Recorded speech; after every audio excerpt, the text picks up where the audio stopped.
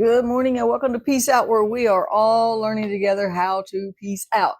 The first one we started 5 years ago did not start like that. It started more like, okay, so here's what I want to do. And I actually started with prayer back then. I don't even start with prayer anymore, right? Anyway, I start my day with prayer, but I don't start the videos with prayer. Anyway, this week's book of the week is Peace Out. And I think I got some plans for it for later in the month. But if you get a chance, go grab a copy. If you don't have a copy, if you have a copy, either share your copy with somebody or go buy one for them, right? Send them one on Kindle or something, right? Anyway, but it's all about it's really just about learning to trust God, right? It's not complicated like algebra, which is what I'm going to talk about today.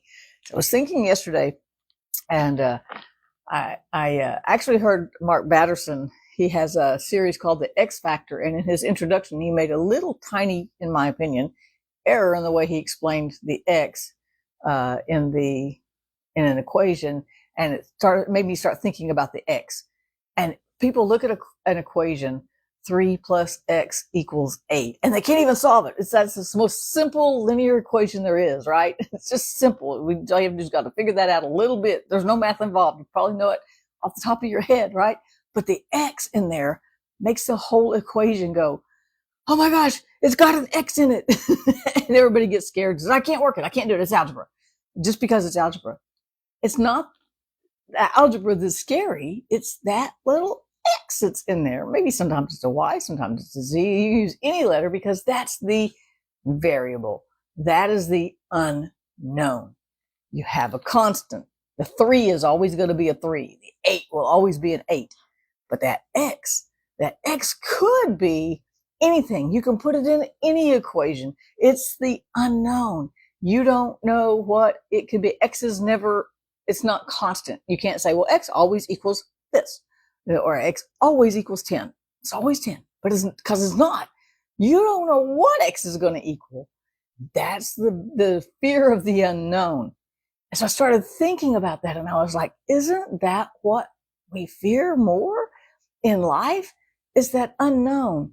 God says, Moses, let's go get all the children of Israel and take them to the promised land. And Moses goes, hey, awesome. After he argued a little bit about his own inadequacies, right? He says, awesome, let's do it. He goes and gets them. But it was that in between that God didn't explain, the X in the equation. 3 million people, Canaan land, this is what it's going to equal. We're going to move. But it was that in-between part that made Moses go, whew, man, I didn't know I was going to take care of all these people. I didn't know we were going to have water. You were going to have to provide miracles all along the way. But God made up for each of those unknowns. Each time there was an X that entered there in the equation of life, God solved it. So I was thinking about several different stories in scriptures, and I was like, it's that X part of our life. That is that unknown part that just gets us, that scares us, that makes us go, I don't know how this is going to work out because there's an X there. There's an unknown there. The part that I don't know how to figure out. So I thought of several different scriptures, and maybe we'll talk about some more the rest of the week. I don't know. My mind goes so far, so fast, it would not come back to it forever.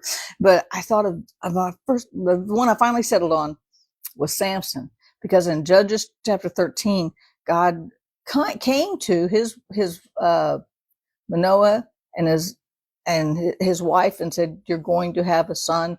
He will begin to deliver Israel out of the hand of the Philistines. This was a prophecy before Samson was even conceived. I don't think he was even conceived yet. But anyway, there was a promise God made. He said he's going to. Well, he forgot the X part. Was full of all kinds of stuff, right? He killed some Philistines with a jawbone of a donkey.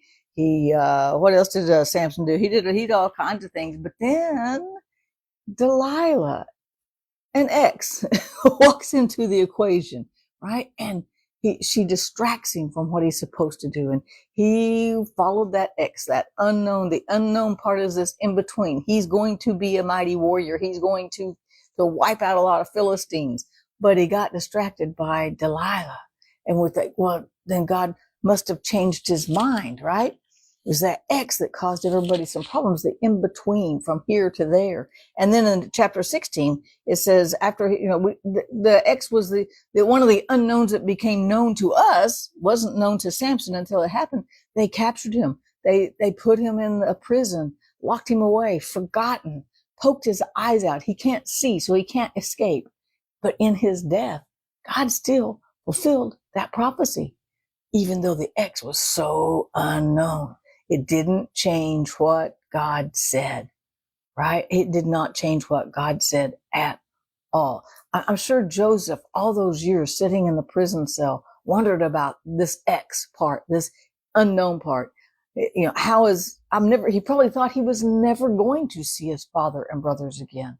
He thought he was never going to see them again, right? And even though the dreams seemed to be point to that they were going to come bow down to him, he couldn't see that unknown from the prison cell. He just knew the where he was and where he thought he was going to go. But the unknown part was the scary part. Isn't it the unknown parts in our lives that's scary? Even when God, for instance, when God told me through a prophecy in 1985, 86, that I was going to travel the world through the air, the lady said.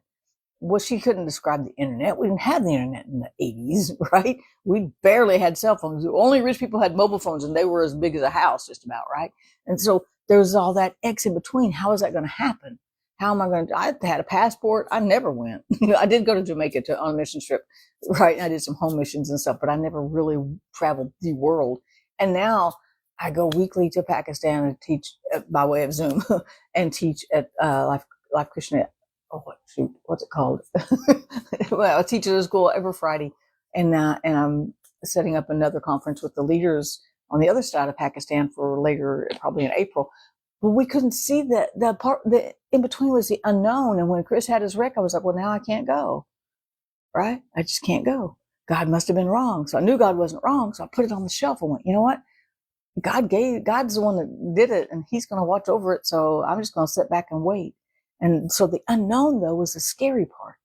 When God says something, no matter if it's spoken or drops something into our heart or speaks through a person and with the gifts of the Spirit or something, or he speaks, you never know how you're going to hear from God. And he gets in an angel. I don't know why Daniel got to know.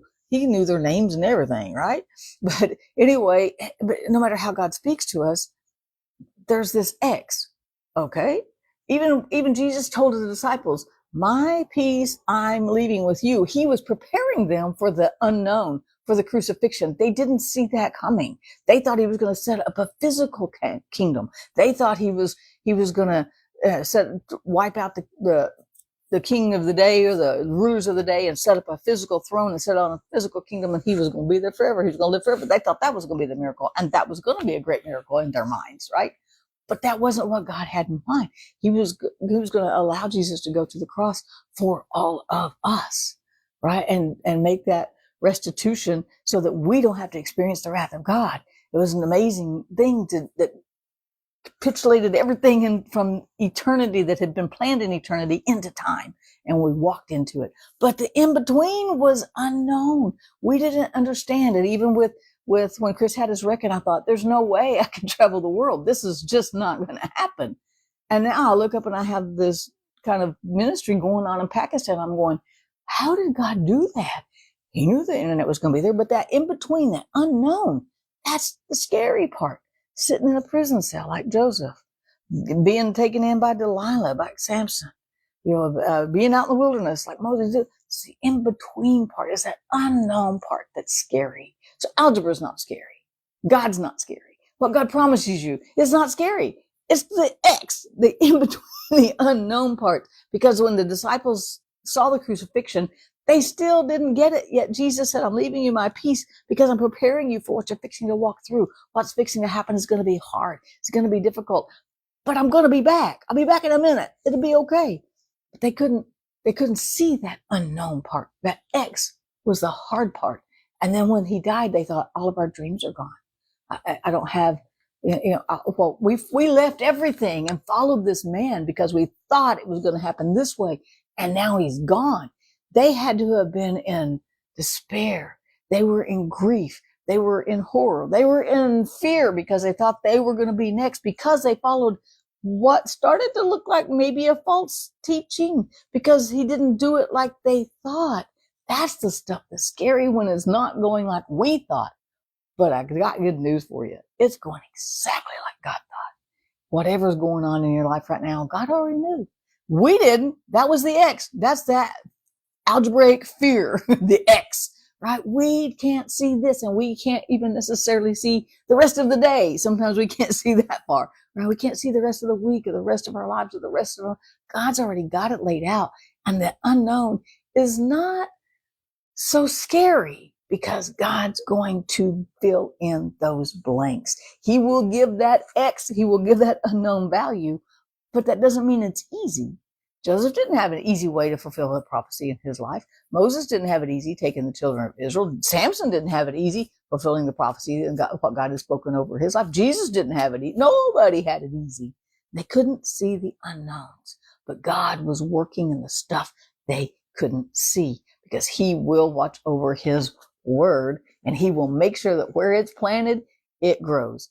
Where he puts it, it's going to produce fruit. So even though there may be a lot of X's in our lives right now, there may be a lot of unknowns, there may be a lot of questions, there may be a lot of what ifs, God will still be true to his word. He's given us peace. He's given us grace. He's given us his mercy. Nothing's going to change in the X. The X doesn't change the equation. The X is what changes in the equation, right? And becomes something of value. That's what God does with our lives.